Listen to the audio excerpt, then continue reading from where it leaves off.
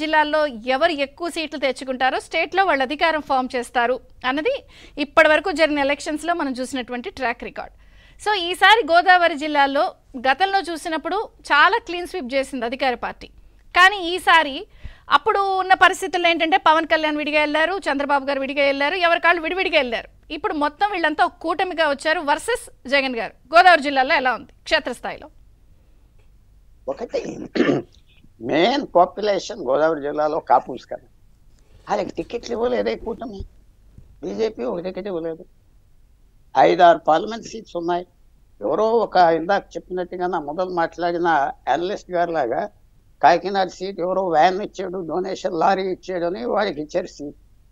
రాజమండ్రి సరే, Amalapuram reserve, Kakinada open, Narsapur open, Eluru open, తర్వాత అరకు ఒక పోర్షన్ కూడా ఉన్నది, వెస్ట్ ఇండీస్. ఒక్క కాపు కమ్యూనిటీకి ఎందుకు ఇవ్వలేదు? బీజేపీ ఇవ్వలేదు, టీడీపీ ఇవ్వలేదు. జగన్మోహన్ రెడ్డి గారు ఏదో కాకినాడ ఇచ్చామంటున్నారు, ఒక కాకినాడ. సో తప్పకుండా కాపుస్ ఎక్కువ పాపులేషన్ ఉండిన వాళ్ళని ఇగ్నోర్ చేశారు కదా. ఎమ్మెల్యే సీట్స్ కూడా అంతే కదా. ఇది కొంచెం ఆశ్చర్యకరంగా ఉన్నది నాకు. బీజేపీ కూడా 2 పార్లమెంట్ సీట్స్ తీసుకుని వాళ్ళు ఇవ్వలేదు, టీడీపీ కూడా ఇవ్వలేదు. జగన్మోహన్ రెడ్డి గారు కాకినాడ ఇచ్చాడు, పవన్ కళ్యాణ్ కాకినాడ ఇచ్చాడు. అందువల్ల కొద్దిగా ఈ ఫీలింగ్ ఉన్నది. ఈ ఎలక్షన్లో వాళ్ళకేమి సరైన వాటా రాలేదు. సరే, పవన్ కళ్యాణ్ గారు చెప్తే అందరూ వింటారు, అది మనకు పరీక్ష అవుతుంది. ఒకటి, గవర్నమెంట్ మీద వ్యతిరేకం ఉన్నది, నో డౌట్. ప్రతి గవర్నమెంట్ మీద వ్యతిరేకం వచ్చేస్తుంది కదా, లేకపోతే ఎటు ఓడిపోతారు ఎంత మంచి వ్యక్తి అయినా. సో ఆ వ్యతిరేకత ఎలా క్యాష్ చేసుకోవాలి, దానికి తగ్గ జగన్మోహన్ రెడ్డి గారు 2 నెలల ముందులే టికెట్లు 3 నెలల ముందులే చేయటం వల్ల ఆయనకు కూడా హ్యాండిక్యాప్ అయిపోయాడు, మార్చుకోలేకపోతున్నాడు ఈ చేంజెస్. సో నేను చూసేది ఏంటంటే main player, main community. BJP fail అవ్వలేదు, పవన్ కళ్యాణ్ ఫెయిల్ అవ్వలేదు, భారతీయ జనతా పార్టీ పూర్తిగా ఫెయిల్ అయిపోయింది, టీడీపీ కూడా న్యాయం చేయలేదు. అందువల్ల ఇది ఎలా తిరుగుబాటు అవుతుంది, ఈ ఎలక్షన్లో కొద్దిగా మిక్స్డ్ రిజల్ట్స్ వస్తాయా అని మనం ఎదురు చూడాలి. నేను ఎవరిని అడిగినా దానికి జవాబు లేదే. ఇప్పుడు ఉన్న మిగతా ముగ్గురు అనలిస్టు మీరు చెప్పండి, చాలా ఆనందపడతా.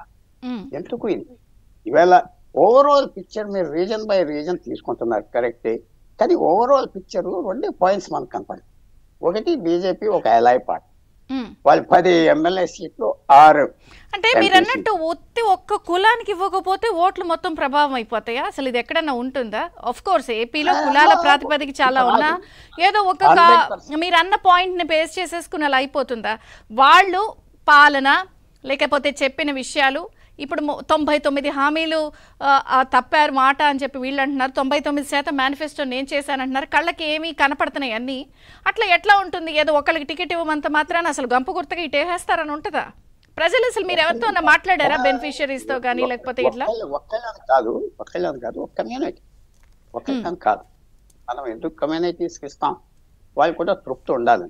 ఓట్లు వేస్తారా ఏరో వేరు, ఒక కమ్యూనిటీకి ఇవ్వలేదు కదా, అది కనపడుతుంది క్లియర్గా. కానీ వాళ్ళు ఓట్లు లేరు, ఇలాగేస్తారు. నేను ఆ కన్క్లూషన్కి రాలేదు. ఇంకా టైం ఉన్నది కదా, ఎలక్షన్ అనేది స్టార్ట్ అవ్వాలి కదా, నామినేషన్స్ వేయాలి కదా, ఇంకా రాను పోల్లో జరుగుతూ ఉన్నాయి కదా, మైగ్రేషన్ జరుగుతాయి. కానీ ఇది నాకు అర్థం అవట్లేదు. ఇది క్లియర్గా ఇది ఒక పెద్ద ఫ్యాక్టర్ అవుతుందా అవదా ఇంకా చెప్పలేము. ఎలక్షన్ స్టార్ట్ అయ్యాక గవర్నమెంట్ మీద ఎంత వ్యతిరేకం ఉన్నది, వ్యతిరేకం లేదా, లేకపోతే ఇందాక మాట్లాడినట్టుగా శ్రేయర్ గారు మాట్లాడినట్టుగా అది వేరే మార్పులు వస్తాయి చెప్పలేము. కానీ ఈ ఫీలింగ్ ఈ 2 జిల్లాలకు రెస్ట్రిక్ట్ అవుతే మాత్రం ఇది కనపడుతుంది, క్లియర్గా కనపడుతుంది. అది డెలిబరేట్గా చేశారా, ఏమన్నా దీంట్లో పెద్ద యువం ఉన్నదా అంటే అది నాకు కనపడుతుంది. అది పెద్ద ఏదో స్ట్రాటజీ